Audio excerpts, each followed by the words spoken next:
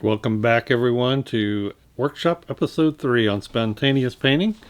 Today we're going to use start method number 2. So once again, just to reiterate, there is any number of ways you can start. They generally fit in these two categories, but maybe not. And you can combine them. But just to give you an idea, I'm going to use start method number 2, and again, we'll go from start to finish and show you an entire painting. Once again, don't worry about matching colors. You can use whatever you have, whatever you want. This is going to be fun. All right, well, let's go through another one. This time using the second start method, general start method. And that is wet paint or water on dry paper without pre-wetting the entire paper. Now, this one, I think, a lot of times produces some of the most interesting results. And it's a great way to experiment with spatter. I'm not going to do it today, but you can even spatter masking fluid in here and do your painting. Then go back and lift the masking. It'll allow for some details that are kind of cool. But this method produces a lot more hard edges, as I mentioned before, and it kind of makes for some interesting negative shapes. This time I'm going to use sort of a blue-green color scheme. Blue, purples, some greens, and maybe some rusty earth tones. I want to get a lot of great inky paint out here.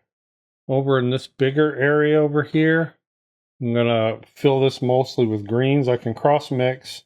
And down here, I'm going to have more of the browns, the earthy tones. But essentially, we have a very limited color scheme, even though I'm using some analogous greens, some analogous blues, and these earth tones. I'm going to squirt some more water in here just because I want to keep these nice and juicy. Well, one of the favorite ways I like for starting wet on dry is spatter. And so we're going to use this spray bottle right here. And this has an adjustable nozzle. This kind of does spatter the best, and it gives you a very coarse spray.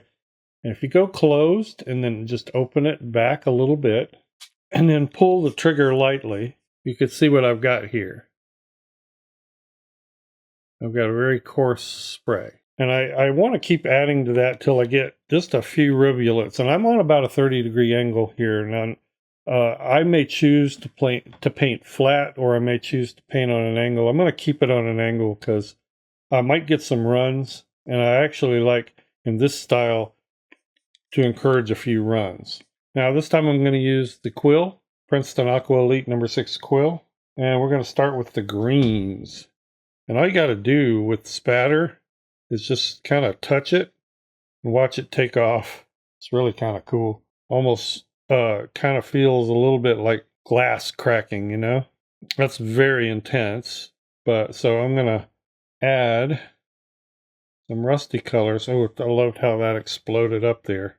Now, one thing about this method, the wet on dry method, is less is more. It is really, really, really tempting to just keep adding paint and keep adding paint and keep adding paint. But I do want to kind of think in terms of a composition. I like to decide fairly quickly where my center of interest is going to be. And I think we're going to develop that right here. So it's not unheard of to start making compositional decisions, just in case this turns out as a nice landscape. And I like to employ a lot of these negative shapes up here.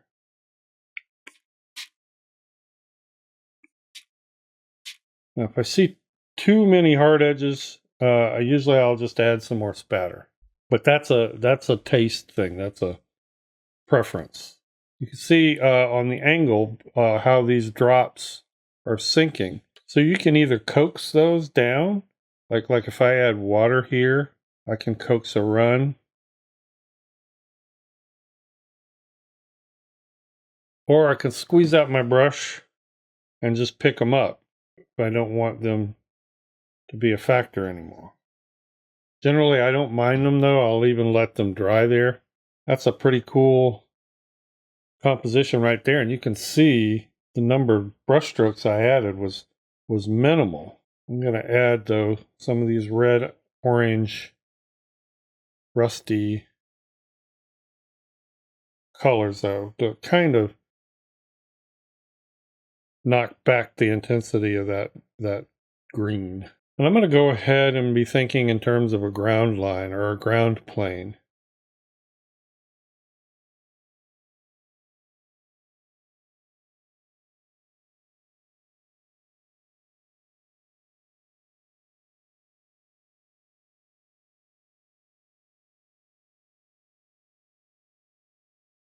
And it's just fun sometimes to watch when you add paint in these areas up here. Watch it run down and see what it does. If you want to add spatter in just one section, again, just shield it with your hand. Just watch how these colors merge. It looks like they're merging too much. Don't add any more water. So right in through here, I don't want it to be quite so busy. So I'm just going to fill in some of these patches here. And now these areas are wet, so this is the time to do it. If you want it to blend, they'll blend really well. So I'm just going to fill in here. Got a composition here that I think will be pretty cool. I'm just going to maybe fill in some spots. I don't want it to be stark white.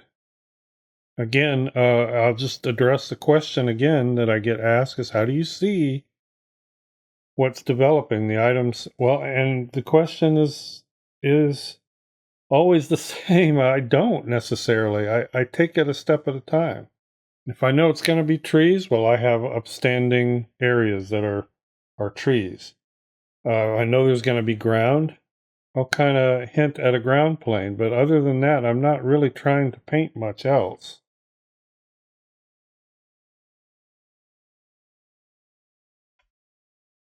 Just adding more of this dragon's blood, reddish color. I want to kill a little bit of that sort of brilliant, unnatural green. But I also want some nice, dark, earthy contrast right there. Yeah, so again, on that question of what do I see, you treat this part of it almost abstractly.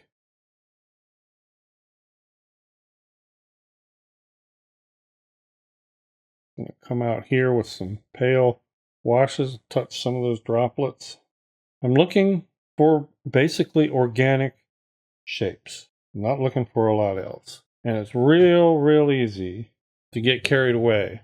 Got a lot of rundown here. I'm just going to clean up some of that. Now this wet on dry start method, I don't really necessarily do a lot of turning around and that sort of thing. You can though. And that's the point that I want to make is this can go in any direction you want. So these starts are not like, there's no rules really in spontaneous painting.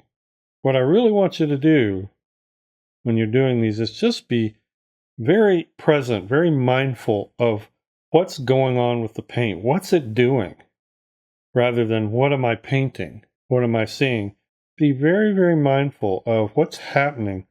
You know, when I add water, when the washes start to dry, how is the paint moving then compared to when it's wetter? If I get too much water in my brush, what's happening?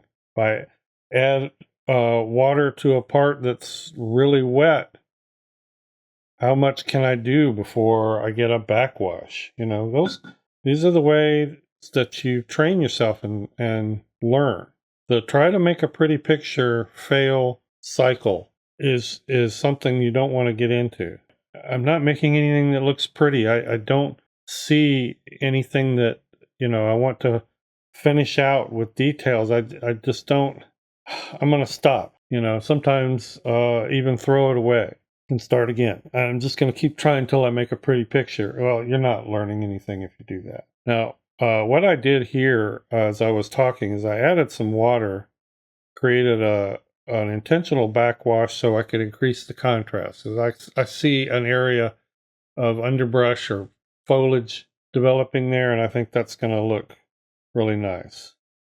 Also, the scale of this is looking much closer. So, whereas the last one I did look kind of distant with smaller trees. This looks like it's going to work best in sort of close-up details.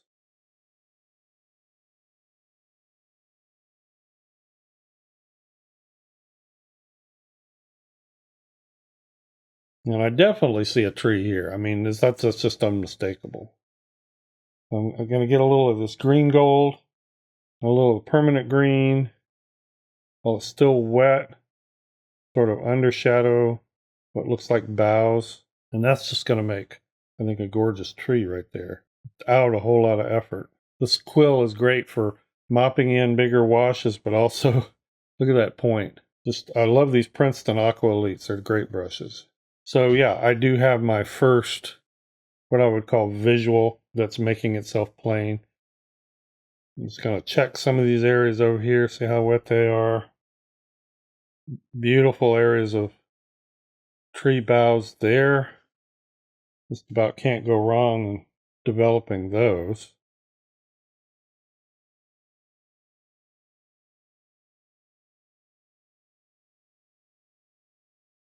And I'm going to stop in a minute and let this dry, because I got something really cool, I think, to work with here. I got a big sort of a roundish clump here, and I want to break that up if I can. That's a bit distracting to me. It's already starting to dry.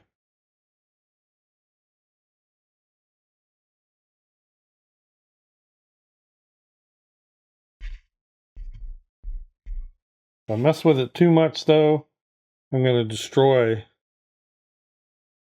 the freshness of it.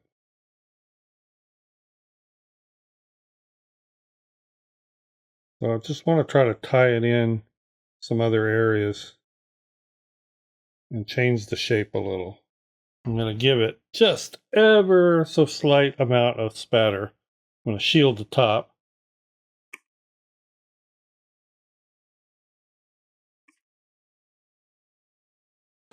Very slight. Well, that's cool. That's pretty dark right now, but that's going to dry much lighter. All right, well, this is completely dry now, and I'm really, really excited with the results. What's great about spontaneous paintings is sometimes you get such obvious results. The first one I did took a little bit more manipulating and kind of vision, if you will.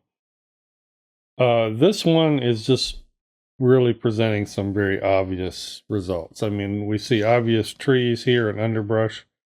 What I do want to do is add some distant, very faint, misty kind of hills or tree line.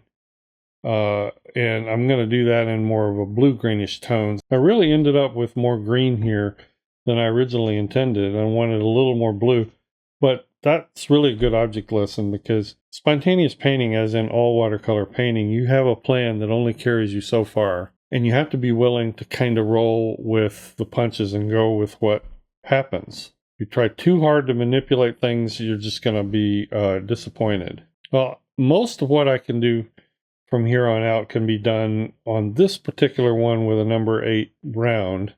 Since this one has a nice point, I'll probably switch to a rigger for some other details, but we'll see.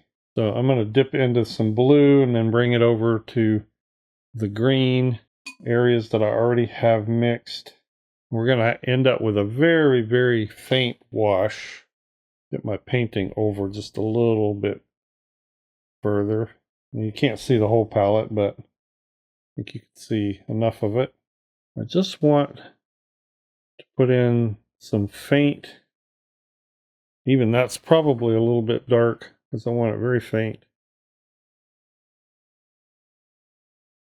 And I can paint right through this distant hills. And what I want to do is I want to make sure there's no line down here. So with some clear water, I will fade that out into this green. And let's just kind of vary these tops like it's a distant tree line. We break it up some. Might put some faint branches in there, I don't know yet. But the important part here is to make sure it disappears on the bottom. That's pretty nice, I think. I think that complements that well. It gives us some layered distance wise. Maybe we'll continue that sort of blue through some of these sky holes here. A lot of what I'm going to do with these already almost automatically painted clumps of foliage, a lot of what I'm going to do is shadowing, just to give them some form, some round form. Now, some of that I'll have to wait till I get the branches in to know where they'll go logically, but I can start. And I'm going to use the natural contrast lines that have been created here. So let's start with that.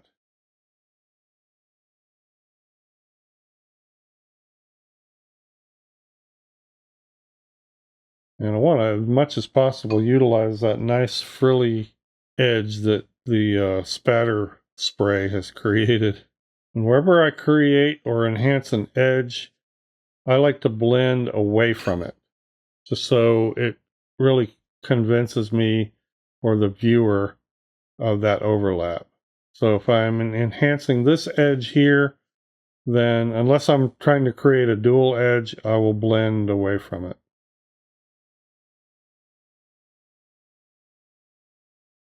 One of the things you want to do when you're detailing these is you want to keep it, do the least amount possible. I mean, keep it as simple as possible. We got a nice clump here, which I'm just going to add some shadow underneath shadow too. In places.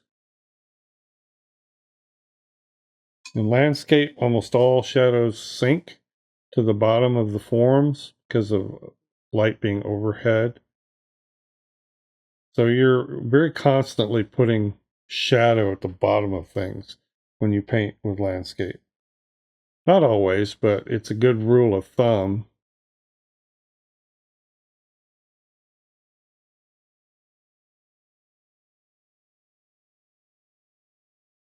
I'm going to move over here and add some shadows to these areas.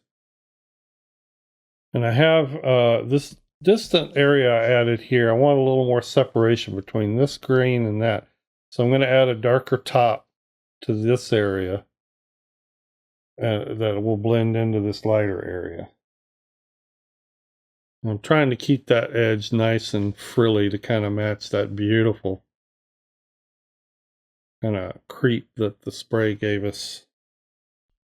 But I think you can see what I did. So I'm keeping this a fairly light area, but as it gets over this light tree line in the distance here, I needed to add a little more contrast, or I wanted to, put it that way. All right, let's start getting some tree branches in there. That almost always helps clarify things for me. I'm just going to get my number 1 liner brush here. This is one of the Princeton Aqua Elites. I'm going to mix some ultramarine with some of that red brown. It's going to give me sort of a blue-gray color. And when I'm not sure about where branches are going to be, I'll start with the light ones.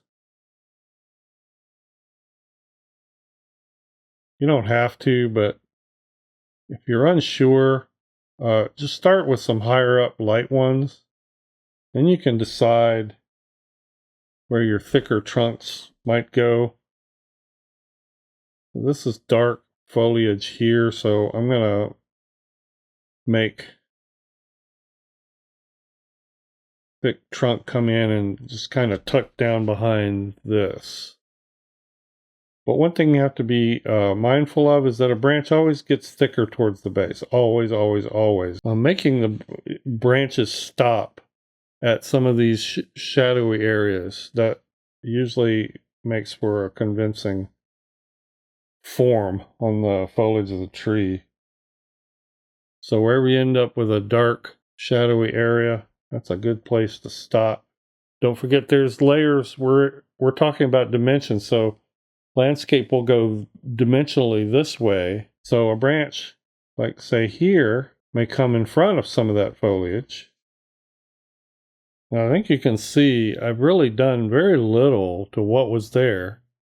A lot of this is managing your edges so that your forms look realistic and give you some nice three-dimensional depth in terms of layers. And one layer contrasts with another. At this point, I could stop just about anywhere. I could leave it more abstract and impressionistic like this, or I could keep on. I'm going to keep on. As we get away from what seems like a center of interest here, I don't want to do a lot. Maybe we'll shadow some of this. I did want to think about some rock texture here, as we got some nice sort of bright areas. And to do that, usually what I like to do is, again, get the rigger and start sort of just drawing. Usually when you see rocks, what you're seeing are the crevices, the darker parts. Just like the foliage, you're going to see shadows at the bottom. Don't go outlining the whole thing. Just maybe do a little hint or indication of the bottom of it with the shadow. And you can tone some of them, but squint and let your eyes take in the whole scene and tell yourself what looks good, what looks balanced. Don't get focused in on something too tiny.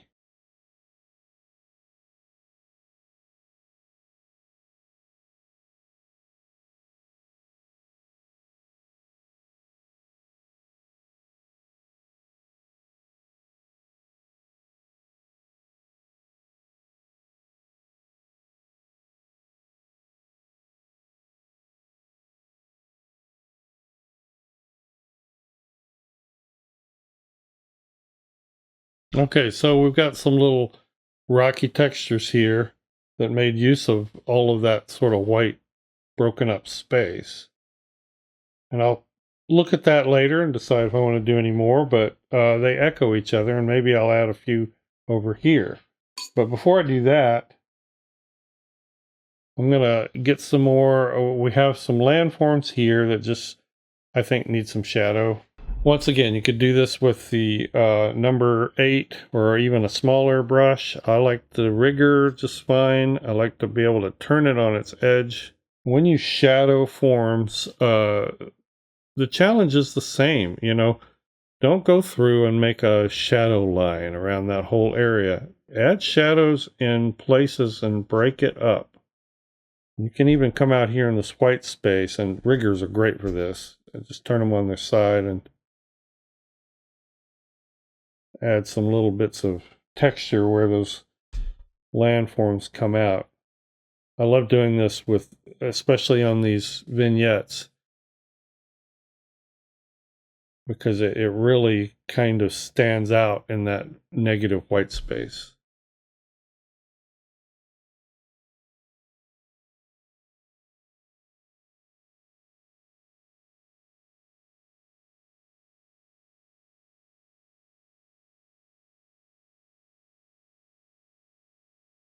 All right, we're getting close to what I would consider a finish. I can look at these things and monkey with them for hours and sometimes even days. And a lot of times I do. I'll just kind of sleep on it and come back and figure out things. But for the most part, I think I'm pretty happy with this. All right, I hope that gave you some ideas. Now you can see generally how starting spontaneous paintings can fall into those two broad categories. Now join me in the next episode in this workshop series, where we're going to take some of those spontaneous concepts and add them to a more planned painting. Very important.